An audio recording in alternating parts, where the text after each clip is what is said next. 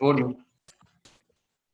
Primero, si ya hablamos del sistema como tal vascular, ya hablamos de la parte arterial, la parte venosa y sus componentes que son pues diferentes, ¿no? Este tiene una función más de reservorio y hablamos de algunos sitios específicos que funcionan en situaciones en donde se requiere mayor volemia. Pero ahora vamos a hablar de la función específica de lo que es la transmisión de los nutrientes o el hecho de llevar los nutrientes a los tejidos y pues agarrar todos los metabolitos y todas las sobras y llevarlas de nuevo para que se puedan ser desechadas, ¿no? Entonces, este como tal es el sistema, o bueno, está encargado del sistema linfático. Entonces aquí estudiamos lo que es la microcirculación y lo que es el sistema linfático. Dentro de la microcirculación, como les decía, se encarga del transporte de nutrientes a tejidos y la eliminación de restos celulares. La irrigación de cada órgano es independiente y va a depender del metabolismo, la cantidad de sangre y flujo que requiera para desecharse de esos restos celulares y para transportar sobre todo lo que sería oxígeno. Aquí vemos, por ejemplo, la arteriola y una vénula. Si nosotros observamos bien, la arteriola llega a ser más pequeña hasta formar las metaarteriolas. Obviamente van después de estas y ven aquí unas pequeñas como bolitas negras que están rodeando cada uno de estas metaarteriolas. Estos son esfínteres precapilares. Estos son músculos lisos, pero que no se encuentran longitudinalmente así, sino que se encuentran rodeando el, el vaso, las metarteriolas.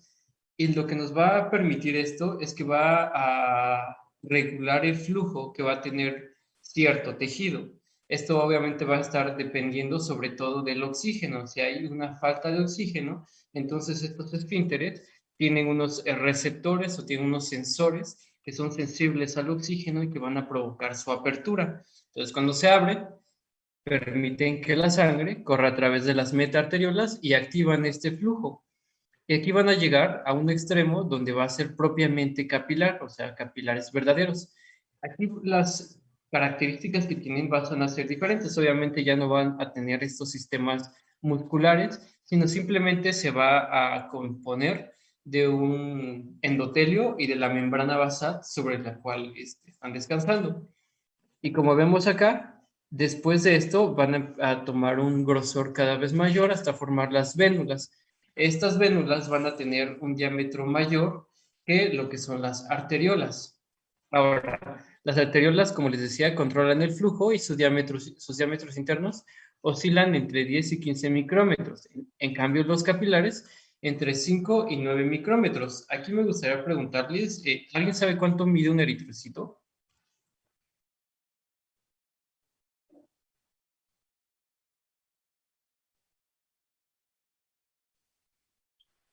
8 micras. Alrededor de 7.5, 8 micras, y esto, ¿en qué nos ayuda? Que como pasa así, pasa básicamente rozando la pared de los capilares, y esto nos va a permitir que cuando veamos respiración, que el oxígeno que está dentro de los eritrocitos pueda difundir rápidamente a través de los capilares, y lo mismo con el dióxido de carbono, pero en sentido opuesto. Entonces, ahora sí entendiendo que la parte final de la circulación, o más bien la parte intermedia, que funciona para dar nutrientes y recabar todos los desechos, es el sistema la microcirculación. Entonces vamos a entender cómo funciona. Primero vamos a ver que esto, sobre todo, va a estar compuesto de endotelio y la membrana basal que les decía. El endotelio son células que se van a estar conformadas a través de uniones, pero incluso cuando se encuentren muy unidas van a haber pequeños espacios por los cuales van a poder pasar ciertas moléculas. Hay moléculas que van a poder atravesar como tal el endotelio porque van a tener características, que características el hecho de que sean liposolubles. Cuando son liposolubles, atraviesan estas membranas de forma muy fácil. ¿Como qué sustancias pueden ser liposolubles? el oxígeno y el dióxido de carbono, que es lo principal. Para otras moléculas, como la glucosa, el sodio, existen transportadores o pueden pasar a través de este espacio intercelular o, en su defecto, hacer uso de este sistema de caveolas que se van a formar a través de proteínas que van a hacer una especie de endocitosis, que no es tanto endocitosis, sino más bien transitosis, porque van a pasar de un extremo al otro. Ahora, la permeabilidad a cada sustancia va a depender de las características, como pueden ser la carga y el peso molecular, así como la liposolubilidad. Por lo tanto, la sustancia que podríamos decir que es más difundible, de hecho, podría ser el agua. El agua y pues las sustancias liposolubles, ¿no? Ahora vamos a ver que dependiendo del órgano donde nosotros estemos hablando de su microcirculación, vamos a tener diferentes características. Aquí les menciono uno: el cerebro, el hígado, los capilares gastrointestinales y los capilares del riñón. Aquí hay que analizarlo de forma en cuál es la función del cerebro o para qué necesita esto. Realmente el cerebro tiene un sistema muy aislado, que es pues la barrera hematoencefálica, la que le permite el desecho sobre todo de potasio y de restos del metabolismo de cada una de las neuronas. Pero esto está formado, es muy especializado, digamos. Por lo tanto, los vasos capilares que se encuentran en el cerebro son estrechos y no hay espacios intercelulares que sean tan grandes. En el hígado, al contrario, van a haber mayores espacios y vamos a tener más poros. Este, nos van a permitir la entrada de proteínas, ya que están viniendo de dos sistemas diferentes. Ahora, los capilares gastrointestinales, de la misma forma, debido a que aquí se están absorbiendo todos los nutrientes. Y son nutrientes pesados, nutrientes grandes, al igual que los capilares del riñón, que básicamente son como sinusoides, porque cuando nosotros veamos renal, vamos a ver que en el glomérulo renal tiene una especie de fenestraciones y de unas uniones entre unas células llamadas podocitos, que forman una barrera, pero que esta barrera es bastante permeable, sobre todo a sustancias pequeñas, no así a proteínas. Pero bueno, es simplemente hablando de que cada uno de los vasos de la microcirculación va a tener diferentes características dependiendo de la función que realice el órgano, ¿vale? Ahora, en sí, digamos que es el vaso, los capilares. Y lo que está afuera, podemos decir que es el líquido intersticial. Este líquido intersticial está compuesto por muchos componentes: proteoglucanos, agua, geles, y estos realmente van a tener un componente de agua no tan grande, que se puede ver alterado, obviamente. Para que las células que se encuentran aquí reciban los nutrientes, es necesario que la sangre fluya hacia afuera, es decir, que se filtre, y que para que se retiren los metabolitos, se vaya a reabsorber. Y de esto se va a encargar el capilar, ¿vale? Ahora, esto va a ser el medio más importante, la difusión. O sea, la difusión simple en el caso del oxígeno y el dióxido de carbono va a ser la forma más fácil en la cual se va a llevar a cabo este transporte. Y aquí está lo que les mencionaba: las sustancias que son liposolubles pasan por este efecto, y las que son hidrosolubles necesitan poros o atravesar los espacios intercelulares. Además, también dependen del poro, de forma que nosotros vamos a ver que hay sustancias que van a pasar de forma muy fácil. Vea, tomemos como ejemplo el agua, cuya permeabilidad tomemos de referencia a la unidad. Vemos así que lo más permeable entonces es el agua, hablando de este tipo de sustancias. El sodio, el cloro de sodio, la urea, glucosa, sacarosa y todos los demás, si vemos, realmente son una fracción de lo que es la permeabilidad que se tiene al agua. Realmente el agua traspasa, se dice, hasta 800 veces eh, el endotelio y todas las capas del capilar mientras va recorriendo el vaso. Entonces su permeabilidad es bastante grande y obviamente depende de las características de la molécula, el tamaño, la permeabilidad en los vasos de cada órgano. Y también otro aspecto que vamos a considerar es la concentración de sustancia a través de los capilares.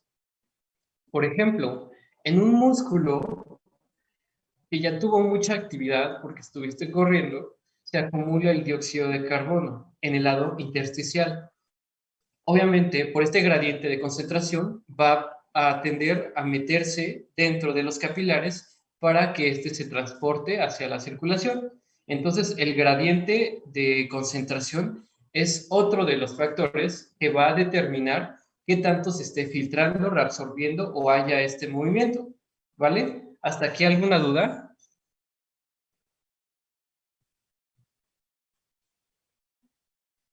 A manera de esquema, aquí les maneja que entre las células existe cierto gel, cierta agua. Cuando hay una obstrucción de los capilares, o ven aquí, se puede acumular esta agua dentro de esto. Lo que sucede aquí es que se le edema. ¿Cómo se soluciona esto? A través del capilar linfático, que tiene otras características que son muy diferentes y es mucho menos selectivo. Y este se va a encargar pues, depurar todo esto, de quitar ese exceso. Cuando hay una obstrucción de los capilares linfáticos, también hay un problema porque también tienen una repercusión como la elefantiasis, en cuya situación por obstrucción por parásitos puede llegar a tener un edema bastante importante a nivel de las extremidades inferiores, ¿vale? Ahora, ¿cómo funciona este movimiento? Perdón por moverle tanto.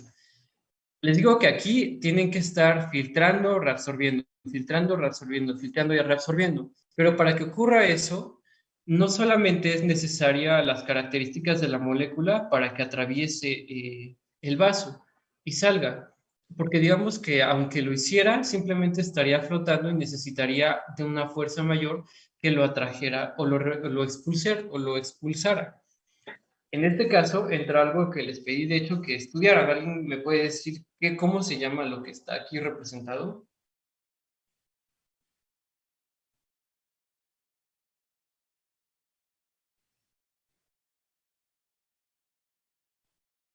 Pues son las leyes de Starling, ¿no? Las fuerzas de Starling. ¿Quién habló? Yo, ¿Quién habló? ¿Quién eres? Julio Mar Melchor. Perverso, Melchor. Estas son las fuerzas de Starling. Estas determinan si hay filtración o absorción.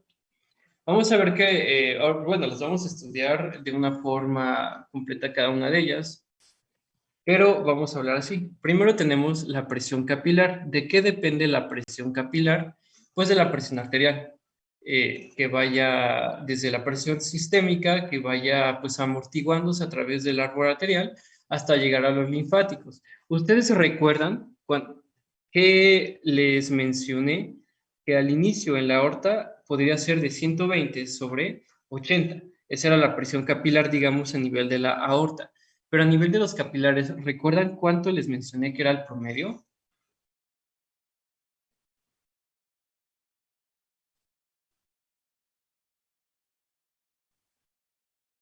¿No?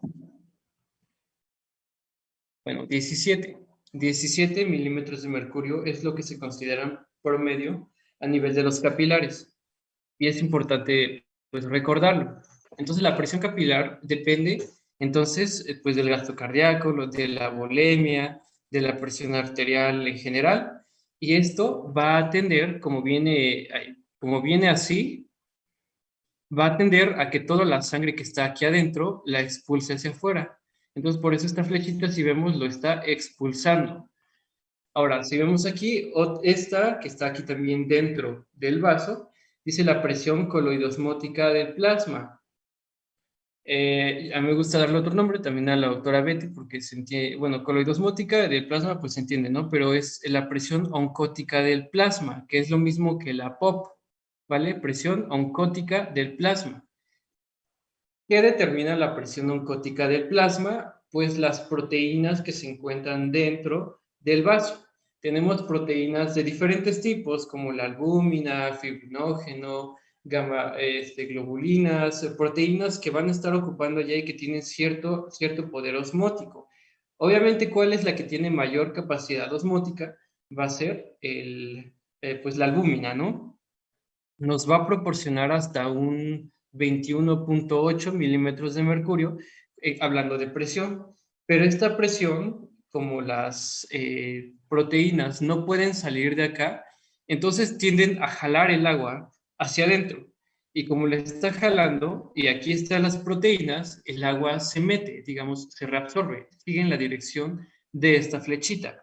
Estas dos presiones existen dentro del capilar. Ahora, fuera del capilar, tenemos la presión del líquido intersticial. Esta presión es la que mantiene unidos a los tejidos.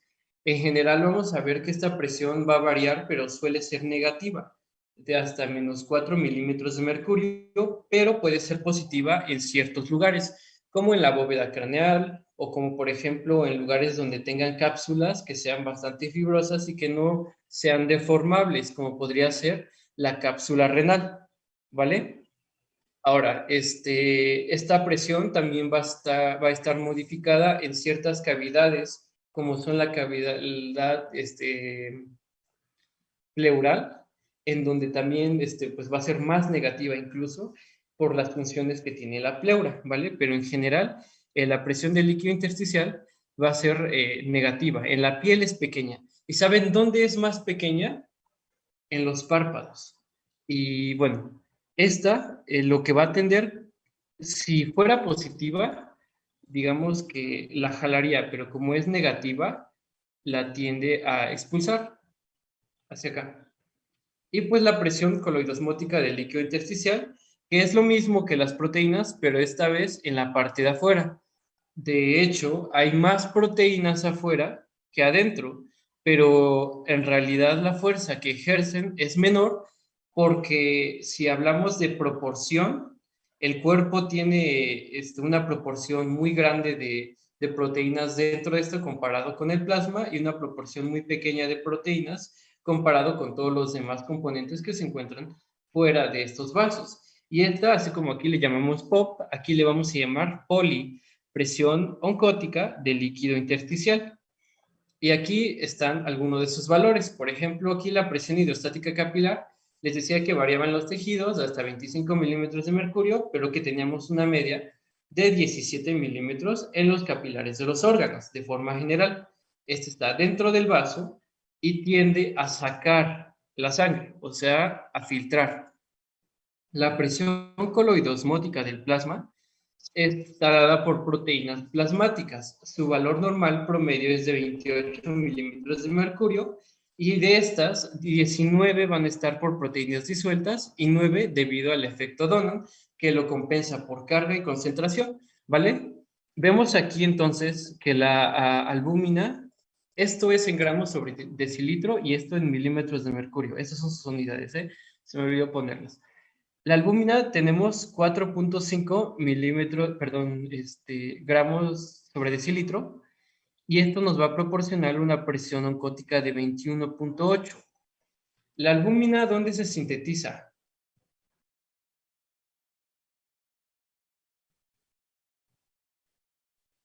En el hígado.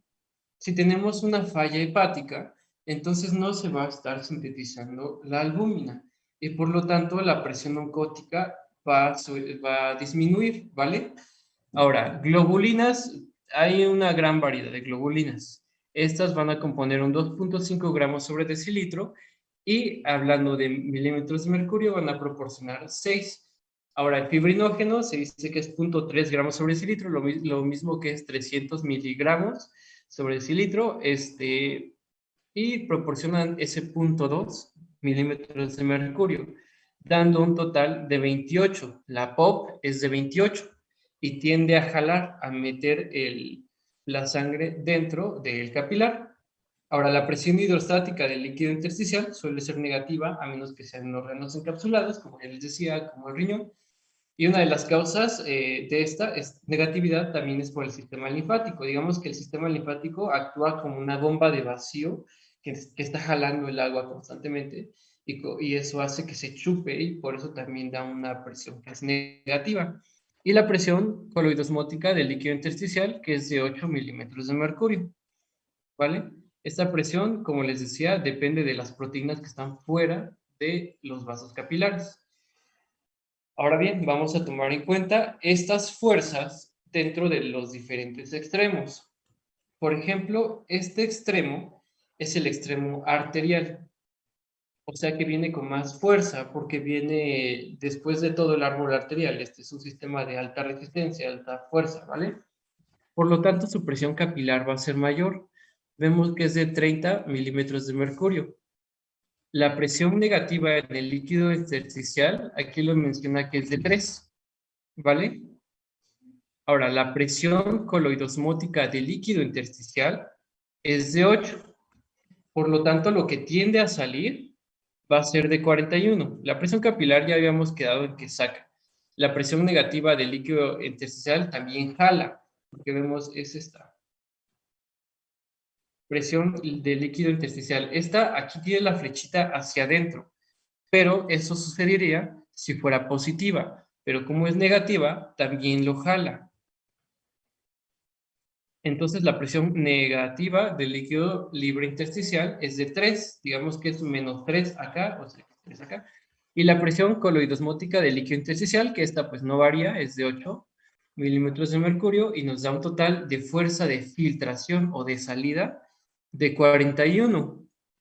En cambio, a las que tienden a desplazar el líquido hacia adentro, es decir, jalarlo, solamente vamos a tener una. ¿Cuál es? Es la presión coloidosmótica del plasma. Ya vimos que sale de la albúmina, fibrinógeno y otras proteínas, ¿no? Dando como resultado una suma algebraica, 41 menos 28, que es de entrada, vamos a ver que va a tener una fuerza neta de salida, solo de salida, en el extremo arterial de 13. O sea que el extremo arterial está filtrando la sangre.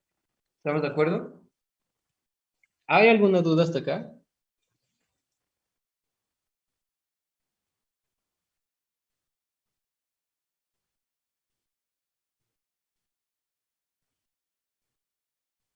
¿Dudas? ¿Sí se escucha? Ah, ¿qué onda? ¿Por qué están tan callados? Esto es hablando del extremo arterial. Ahora vamos a hablar del extremo venoso. En el extremo venoso va a tener una función sobre todo de reabsorción. Las fuerzas que tienen a desplazar el líquido hacia el interior, solamente tenemos a la presión coloidosmótica del plasma, que es de 28 milímetros de mercurio. Pero ahora tenemos fuerzas que tienden a desplazar el líquido hacia el exterior. Otra vez, la presión capilar en el extremo venoso capilar es mucho menor. Como les decía al inicio, es de 10 milímetros de mercurio. La presión negativa en el líquido libre intersticial sigue siendo la misma, de 3, al igual que la presión coloidosmótica del líquido intersticial, que no se modifica y que es 8. Nos da aquí un total de 21. 28 menos 21 y nos da 7. Pero en este caso estamos hablando de que es una fuerza neta de entrada, es decir, se está reabsorbiendo a través del sistema venoso. Entonces ya hablamos de dos extremos, el extremo arterial y el extremo venoso. Pero hay que recordar que entre ellos hay alguien que los conecta, que es la parte del capilar propiamente dicha. Como les había dicho, la presión capilar media es de 17.3. La presión negativa no se modifica, esta no se modifica, y al hacer esta operación vemos que tiene una fuerza total de salida de 28,3 y pues la presión coloidosmótica del plasma que no se modifica. Al hacer toda esta operación, vemos que la fuerza de salida tan solo va a ser de 0.3 milímetros de mercurio. ¿Sí se entiende cómo sale todo esto?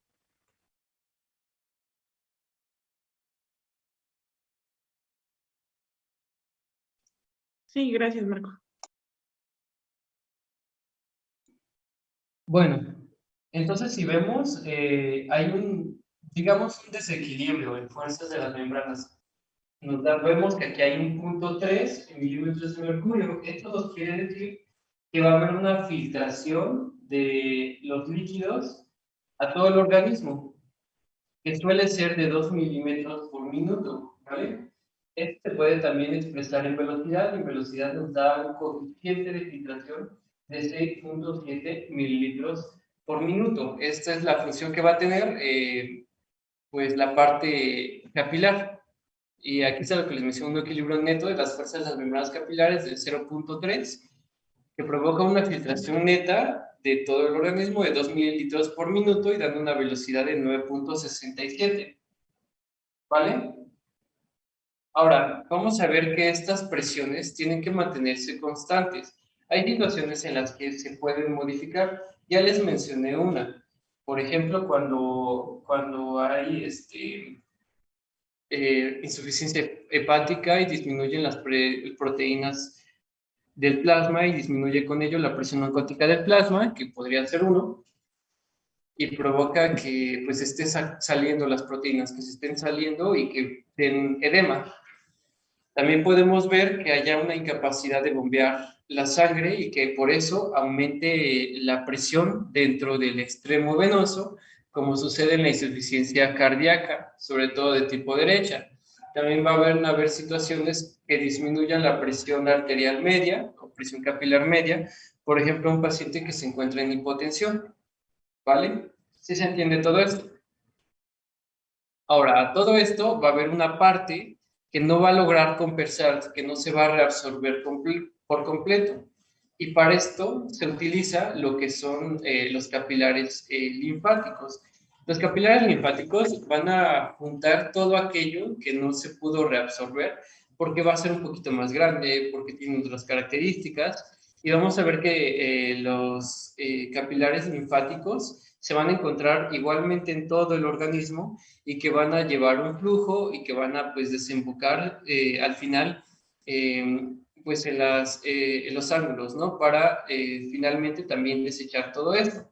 Ahora, estas capilares cuentan también con unas estructuras, vemos aquí que son un poquito más simples, sus células endoteliales no están como tal en una membrana basal, sino que cuentan con unos filamentos de anclaje. Y que esto a la hora de que entra el líquido así, digamos que es como una llave de un solo paso, o sea, ¿cómo se le llama esto? Que no puede regresar.